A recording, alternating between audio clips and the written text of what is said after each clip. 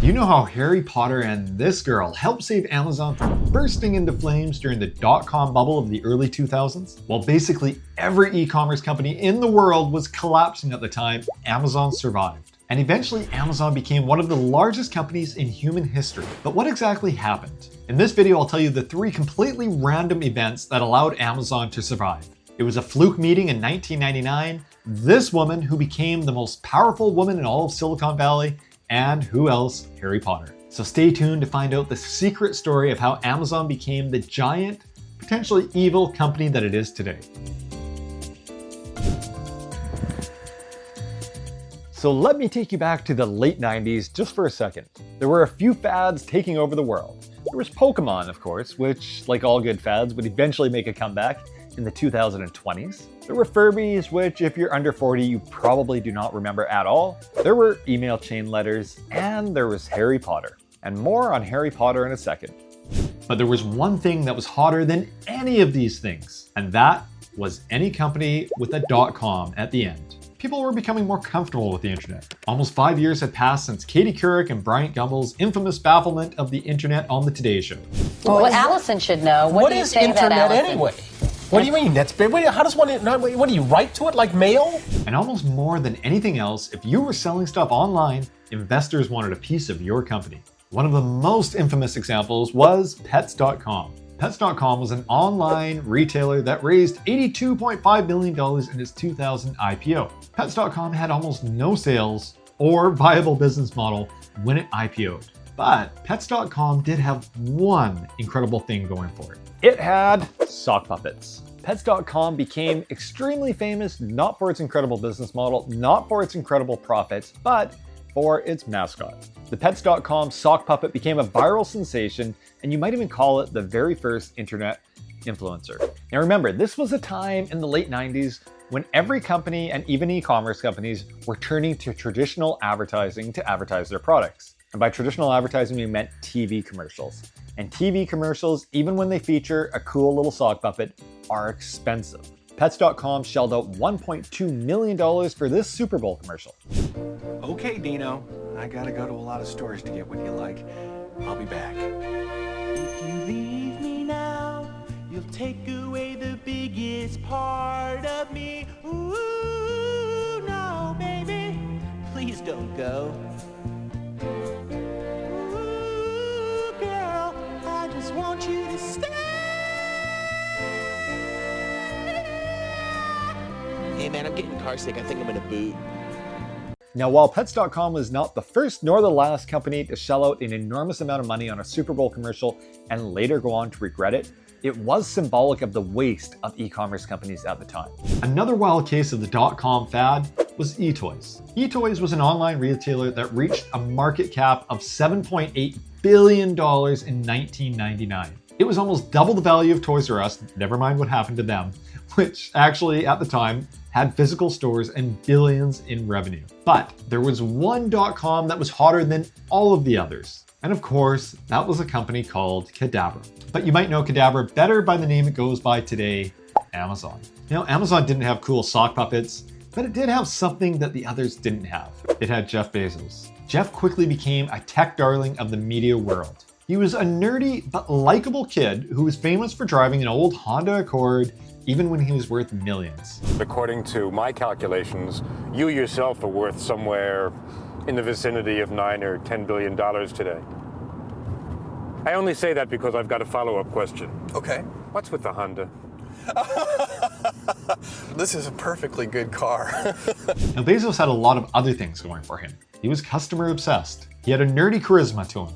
And he had one other amazing quality. Jeff was able to convince people to give him enormous sums of money, even on risky propositions. So Jeff convinced his dad to give him $300,000 in 1995 to start Amazon.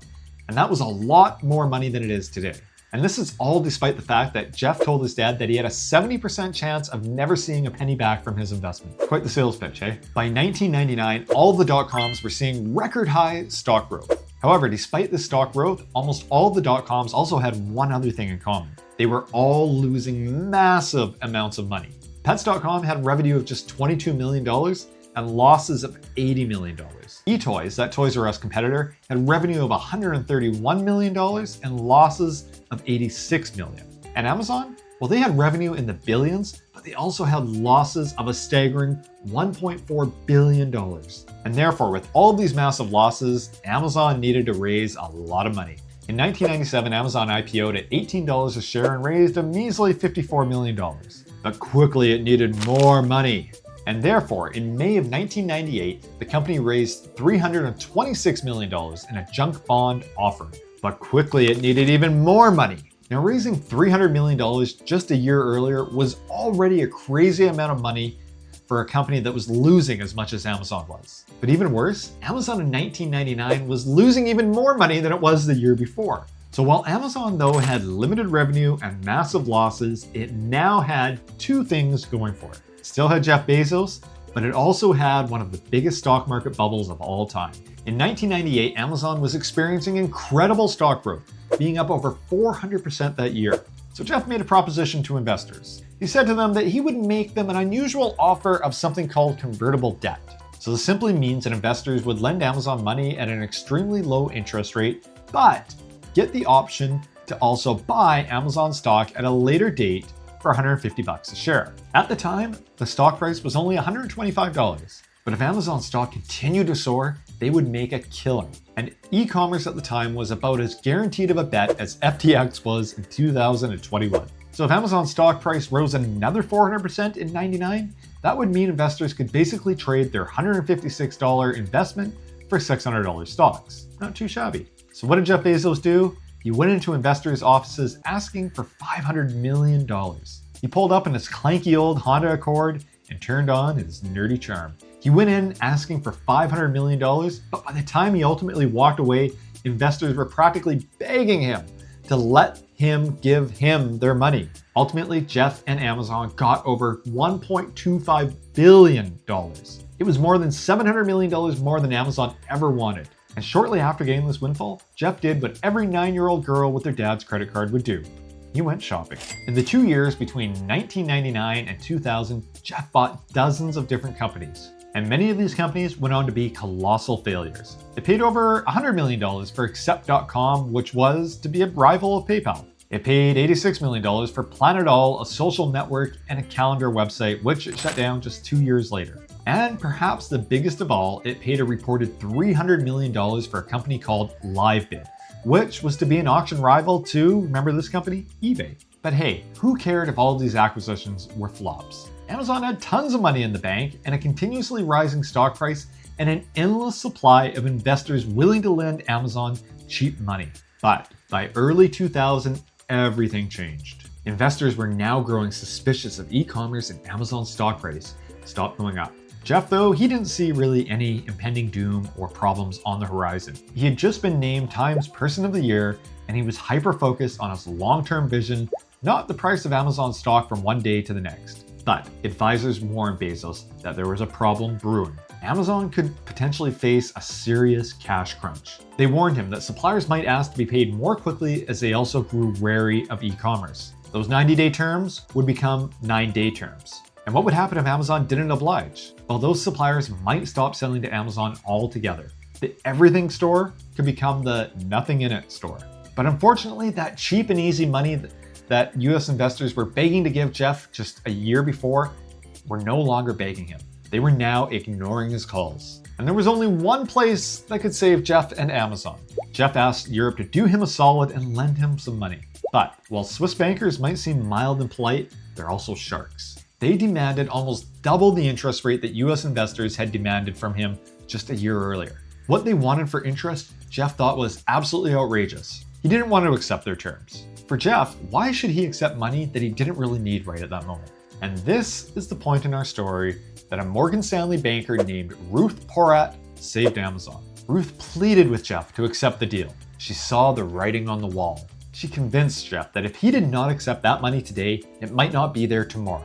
And finally, Jeff agreed. Amazon accepted a $672 million loan from Europe at a 6.9% interest rate in February of 2000. That was almost double the interest rate that he had been offered just a year earlier by US investors. But Ruth was right. Less than a month later, the stock market absolutely collapsed. By the end of 2000, Amazon's stock price had dropped to less than $20. And negative reports were never ending for Amazon. A very well-respected Wall Street analyst even wrote, "Negative cash flow, poor working capital management, and high debt load in a hyper-competitive environment will put Amazon under enormous pressure and an extremely high risk of running out of cash in early 2001. However, what this analyst did not know is that Amazon had just secured that nearly $1 billion. In the face of such poor stock performance and negative PR reports, Amazon probably couldn't have raised anywhere close to the amount of money that it needed to survive the dot-com bust of the early 2000s. Amazon's peers like Pets.com and eToys did not have the same luck as Amazon. Despite having financial performance almost identical to Amazon, these two companies both went bust along with nearly every other e-commerce company at the time. Ruth's last-minute advice to Jeff helped her become the Oracle of Wall Street. She would eventually become Google's CFO, and Politico named her the most powerful woman on Wall Street. By the summer of 2000, the stock was continuing to struggle, and many believed that Amazon would be the next e-commerce company to go bust. Wall Street was begging for Amazon to make more budget cuts before it went bust like its peers. So what did Jeff do? Well, he took the hottest product on the planet at the time and decided to sell each and every unit at a massive loss. In the summer of 2000, Harry Potter mania was swamping the world. There were kids dressed up in Harry Potter robes everywhere. And this was the time before J.K. Rowling became a political activist and was one of the most famous names on the planet, without controversy. She even took a page out of Jeff Bezos' book and graced the cover of Time magazine. Amazon hitched its kid-rich broom to J.K. Rowling and Harry Potter. Amazon offered a 40% discount on the book. But what was more important was the shipping guarantee that Amazon made. In a time when 5 to 7 day delivery times were still the norm,